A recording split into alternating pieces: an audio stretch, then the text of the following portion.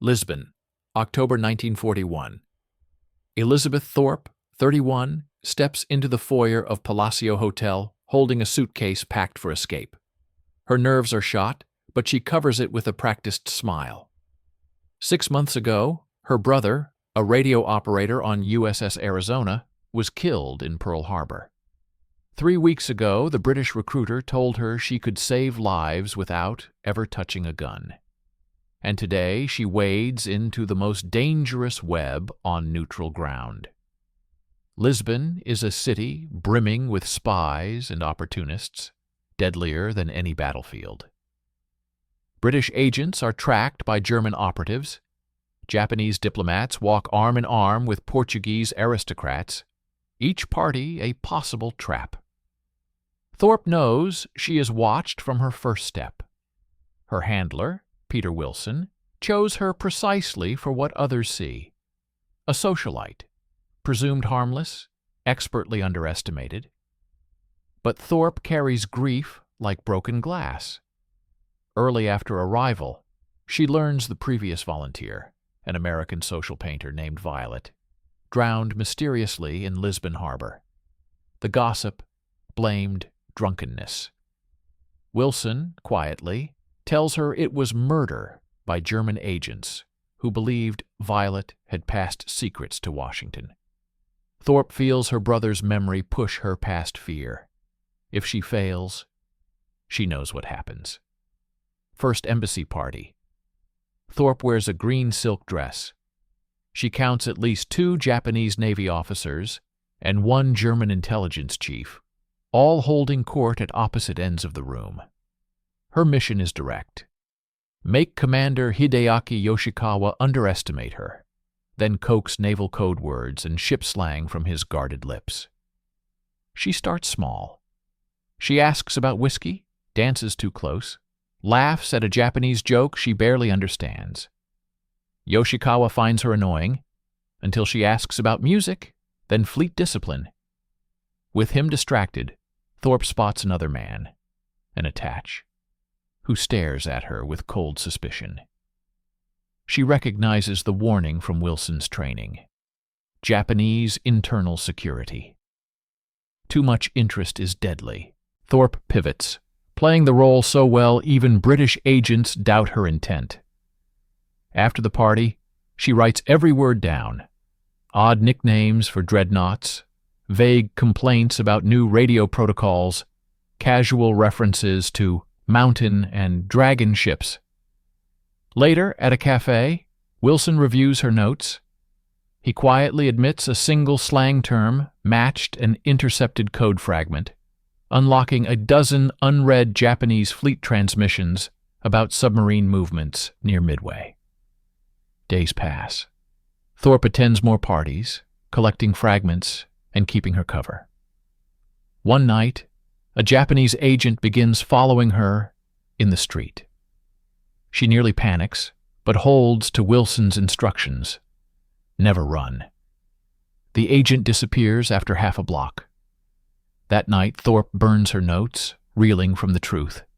Every social call holds real danger. The British cryptographers decode another string of messages. The fleet shifts. Lives are saved thousands of miles away. All because she kept smiling while walking a knife's edge. For Thorpe, every conversation could be the last. For Allied codebreakers, she is the missing piece they never expected. November 1941. 2 weeks after Thorpe's first party with Commander Yoshikawa, and the stakes have changed completely. British intelligence intercepts a Japanese diplomatic cable, hinting at imminent action in the Pacific. No one knows where or when, but cryptographers in London are desperate for any fragment that might unlock JN-25B, the naval code hiding Japan's war plans. Thorpe receives new instructions from Wilson. Stop gathering background intelligence. Start pushing for operational details. Ship movements. Code terminology. Anything about upcoming deployments. It is more dangerous, more obvious. And if she makes one wrong move, Japanese counterintelligence will know exactly what she is doing. Wilson meets her in a darkened alley behind a fish market. His face is grim. We think the Japanese are planning something massive. Pearl Harbor, the Philippines, maybe both. Our cryptographers can read fragments of JN-25, but not enough. They need context. Slang for battle formations. Nicknames for fleet commanders. The kind of details that only come from casual conversation with people who actually use the code. Thorpe feels her stomach tighten. You want me to ask a Japanese naval officer about upcoming military operations without making it sound like I am asking about upcoming military operations? Yes. That is impossible. Then a lot of people are going to die, including your countrymen. Thorpe thinks about her brother, about the last letter he sent before Pearl Harbor, complaining about boring radio watch shifts and how nothing ever happened in Hawaii. She wonders if he would still be alive if someone had done this job better 6 months ago. What if Yoshikawa realizes what I am doing? Wilson does not sugarcoat it. Then you disappear. The Japanese do not arrest foreign spies in neutral countries. They just make them vanish. We will find your body in the Tagus River 3 weeks later, if we are lucky. If we are not, we will never find you at all. That night, Thorpe attends another embassy reception. This time, the Japanese section of the room feels different. Tense. Officers cluster in tight groups, speaking in low voices. Something is happening. She can feel it. Yoshikawa is there, but he is distracted. He barely acknowledges her greeting. Thorpe pushes anyway, using the same flirtatious approach that worked before. You look stressed, Commander. Are your superiors working you too hard? Yoshikawa glances at her, then looks away. Apologies, Miss Thorpe. It has been a busy week. Navy business? Always Navy business. She laughs, light and careless. I suppose that is the nature of war. Though I imagine your fleet must be quite active right now, with all the tensions in the Pacific. Are your ships constantly moving around, or do they have regular patrol routes? It is too direct. She knows it the moment the words leave her mouth. Yoshikawa stiffens slightly, and his eyes narrow. For 3 seconds that feel like an eternity, he studies her face. Thorpe forces herself to keep smiling, to look exactly like a bored socialite making meaningless small talk. Inside, her heart is hammering so hard she thinks he can hear it. Then Yoshikawa relaxes, just barely. I am afraid I cannot discuss operational matters, even hypothetically. Security protocols, you understand. Of course, I did not mean to pry. I just find naval strategy fascinating. All those ships moving in coordination, using codes and signals to communicate. It must be incredibly complex. It is. Do your officers have special names for different types of operations? I read somewhere that the British Navy has nicknames for everything. Sounds so much more interesting than just saying destroyer or battleship. Yoshikawa almost smiles. Every navy has its informal terminology. It makes communication faster when everyone understands the shorthand. Like what? What would a Japanese sailor call an aircraft carrier? And there it is.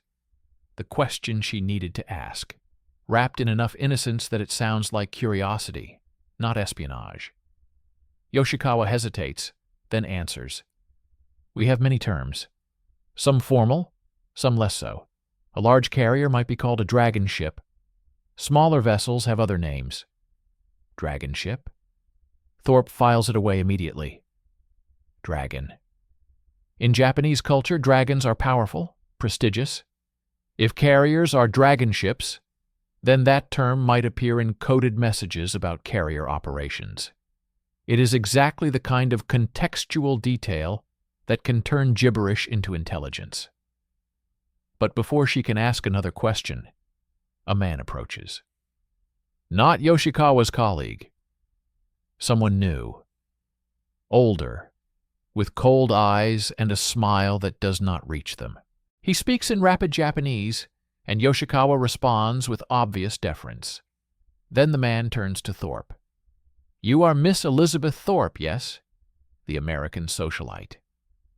His English is perfect, with a slight British accent. Thorpe feels ice settle in her chest. This is not a diplomat. This is someone whose job is to find threats. Guilty as charged.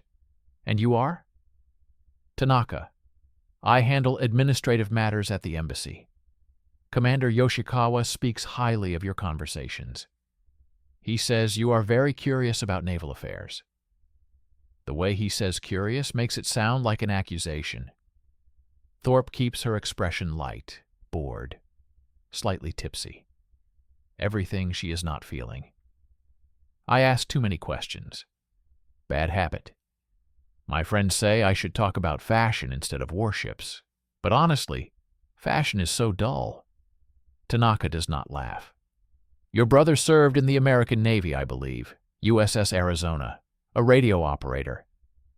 Thorpe's blood turns to ice. They know. They have been checking her background.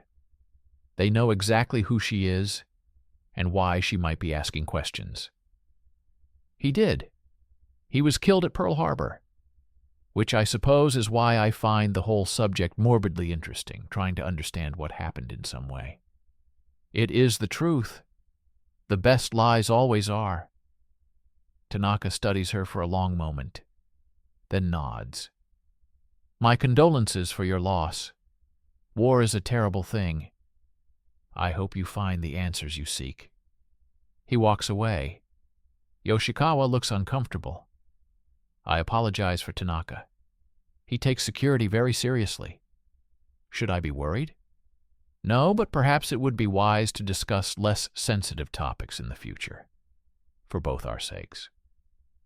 Thorpe leaves the party 20 minutes later, walking quickly, but not running. She does not look back. When she reaches her hotel room, she locks the door, checks the windows, and then writes everything down. Dragon ship. The way Yoshikawa tensed when she asked about operations.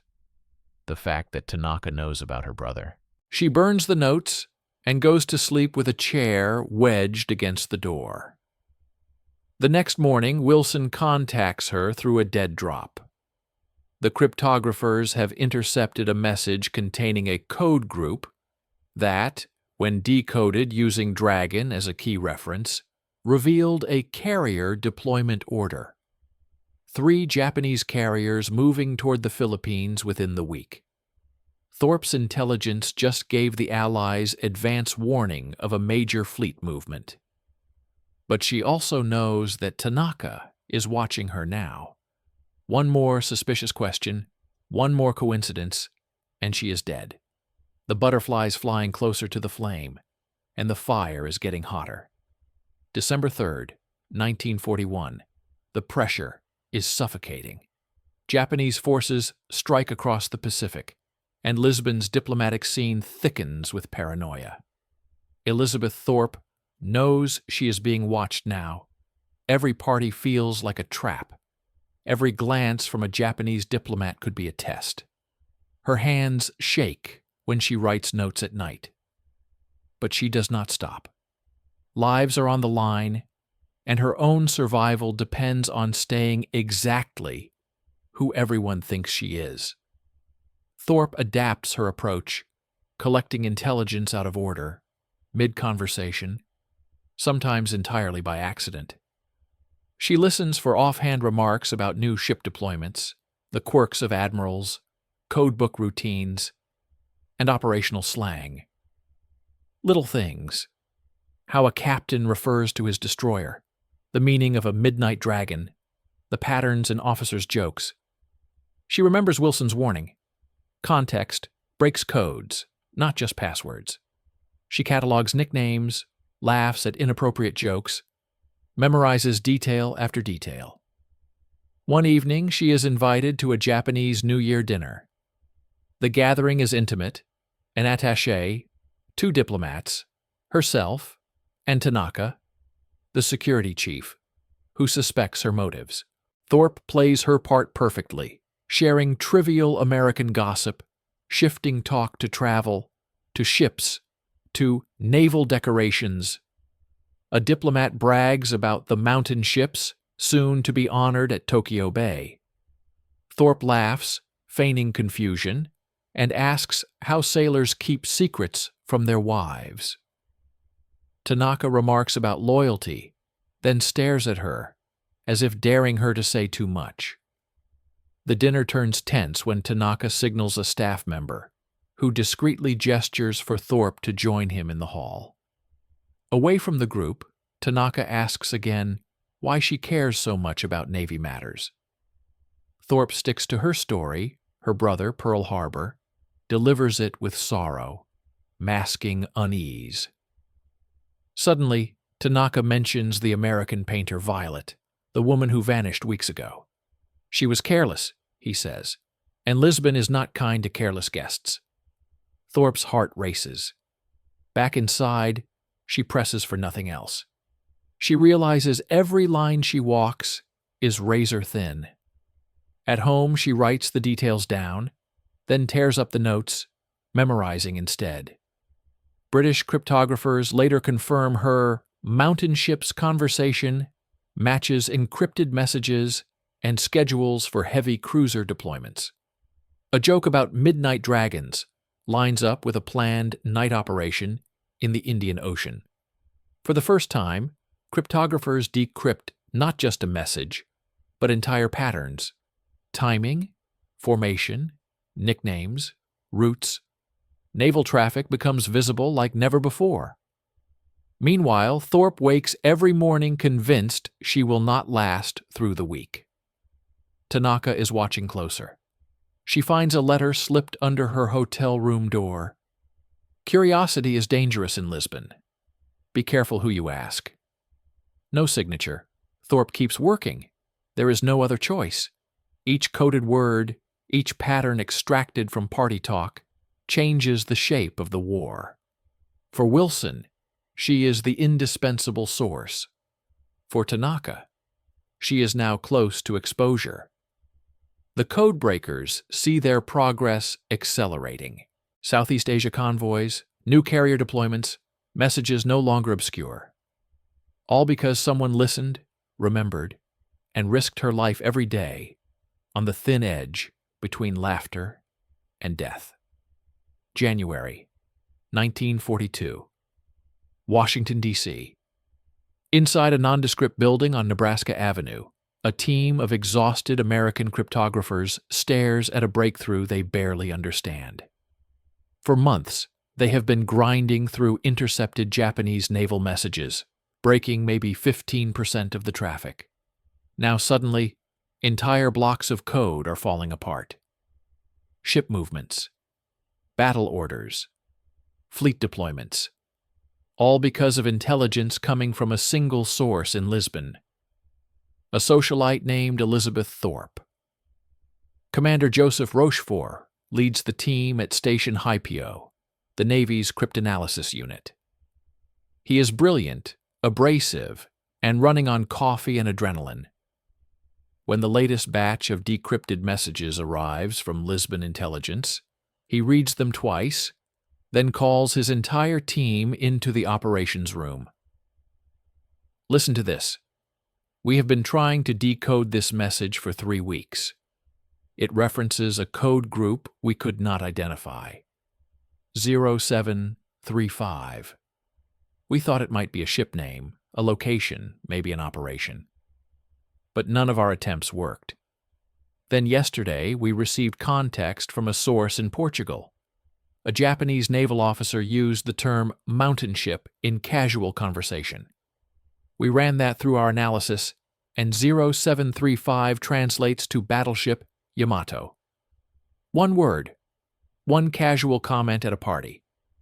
And now we can read 40 intercepted messages that reference that ship. The room erupts. 40 messages. Fleet movements. Fuel consumption reports. Maintenance schedules. All suddenly readable because someone in Lisbon listened to a drunk naval officer brag about his assignment. But Rochefort is not celebrating yet. He knows how fragile this advantage is. The Japanese change their code books every few months. When they do, everything the cryptographers have learned becomes useless unless they can rebuild the context fast enough. And context comes from human intelligence. From people like Thorpe, who risk their lives gathering fragments that mean nothing by themselves, but everything when combined. We need more, Rochefort says. Every nickname, every slang term, every piece of gossip about how Japanese sailors actually talk. Because the code is not just numbers, it is culture, and we cannot break culture with mathematics alone. Back in Lisbon, Thorpe does not know that her intelligence is changing the war. She only knows that Tanaka is closing in. She has not attended a Japanese party in 2 weeks because Wilson told her to go dark. Too dangerous. But going dark means no new intelligence, and no new intelligence means the cryptographers lose their advantage. On January 15th, Thorpe receives an urgent message from Wilson. The Japanese are planning a major operation. Cryptographers can read pieces of the traffic, but not enough. They need confirmation of target locations, timing, and fleet composition. And they need it within 72 hours. Thorpe knows what this means. She has to go back. One more party. One more conversation with Yoshikawa or another officer. One more chance to collect the fragments that might save lives. And one more chance for Tanaka to catch her. She attends a small reception at a Portuguese estate. Yoshikawa is there, but he barely acknowledges her. Tanaka is also there, watching from across the room. Thorpe feels like prey in a cage. Then she overhears something. 2 junior officers speaking in Japanese near the balcony. She does not speak Japanese, but she recognizes certain words. Kido Butai, the carrier strike force, and a date. January 23rd. Thorpe moves closer, pretending to admire the view. One of the officers switches to broken English, joking with his colleague about the upcoming operation being a turkey hunt. Turkey hunt. Thorpe files it away. She does not know what it means, but she knows it matters. She leaves the party early and meets Wilson in their usual dead drop location. She tells him everything. Turkey hunt. Kido Butai. January 23rd. The intelligence reaches Washington within hours. Rochefort's team works through the night, cross-referencing the new information with intercepted messages. Turkey hunt matches a code group they could not decipher. It refers to an easy target. Defenseless. And Kido Butai is moving toward Rabaul. American forces are warned. The attack happens exactly as predicted, but this time Allied ships are not caught by surprise. The Japanese sink fewer vessels than expected and lose aircraft they cannot replace. It is not a victory for the Allies, but it is not the disaster it could have been. And in Lisbon, Elizabeth Thorpe wakes up to find another unsigned letter under her door. This one is shorter. Just 3 words in English. We know. Run. Thorpe does not wait. She packs a single suitcase, leaves her hotel through a service entrance, and disappears into the Lisbon streets. Wilson arranges emergency extraction. Within 24 hours, she is on a British ship heading to London, her cover blown, her mission over. But the damage is done. Not to her, to the Japanese. Because in the 6 months Thorpe spent collecting gossip at parties, she gave Allied cryptographers the context they needed to break JN 25 wide open. Ship names, operational slang, cultural references, all the small details that turned encrypted gibberish into readable intelligence. By the time the Japanese realize they have a leak, it is too late to fix it. The code has been compromised not by a spy stealing documents, but by a socialite asking the wrong questions at the right parties. And the Imperial Navy will never know how much their casual conversations cost them. Rochefort later estimates that the intelligence from Lisbon advanced Allied code-breaking efforts by at least 6 months. 6 months that meant earlier warnings about Japanese attacks. 6 months that meant more ships saved, more battles won, more lives preserved. All because someone listened January 23rd, 1942. Japanese forces sweep into Rabaul, launching a massive assault that overwhelms the small Australian garrison and paves the way for further advances in the Pacific. Most of the world sees only a string of retreating allies and headlines about military disaster. What no one knows is that, behind the scenes, codebreakers at Station Hypo and Bletchley Park have been reading Japanese naval messages faster than ever before. Hidden in these decoded signals are details that saved convoys, redirected Allied ships, and blunted the force of the Japanese offensive.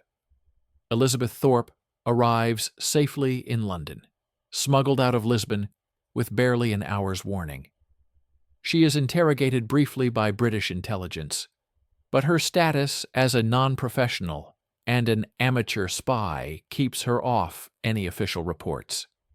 There are no medals, no recognition, and no one from her old life will ever know what she did. To most, she is still just a glamorous socialite who happened to be in the right place at the wrong time. At Bletchley Park and Washington's code-breaking centers, analysts gather to review the latest breakthrough. Their work, unwinding months of encrypted Japanese traffic, has created a hidden map of the Pacific War.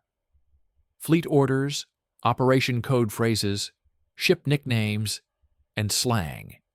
All the context acquired from Thorpe's high-risk conversations form the connective tissue that brings the Japanese war machine into focus. Those details directly inform operational planning.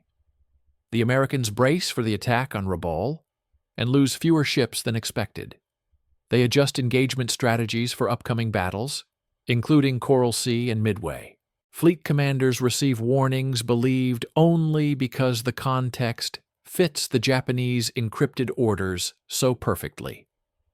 Thorpe begins a new, quieter life in London. Sometimes she reads about ship movements or Allied victories in the newspapers and recognizes traces of her work in every line. Peter Wilson visits once, months later, bringing news that her intelligence directly helped Bletchley Park predict carrier deployments, the very decisions that shifted the balance at Midway. In neutral Lisbon, rumors spread about the American socialite who disappeared so suddenly. Tanaka is transferred to another post. Japanese security never uncovers exactly who leaked so many details. And nobody suspects that a woman armed with questions and charm changed the course of the Pacific War. The codebreakers know the truth. When victory comes, they quietly toast the butterfly who helped turn whispers into weapons. In wartime history books, her name almost never appears. But the men and women who broke JN-25 understand. Sometimes the most crucial secret is simply believing you are invisible enough to listen. The Pacific War moves on, guided by intelligence gathered at the world's most dangerous parties, by someone overlooked, underestimated, and indispensable.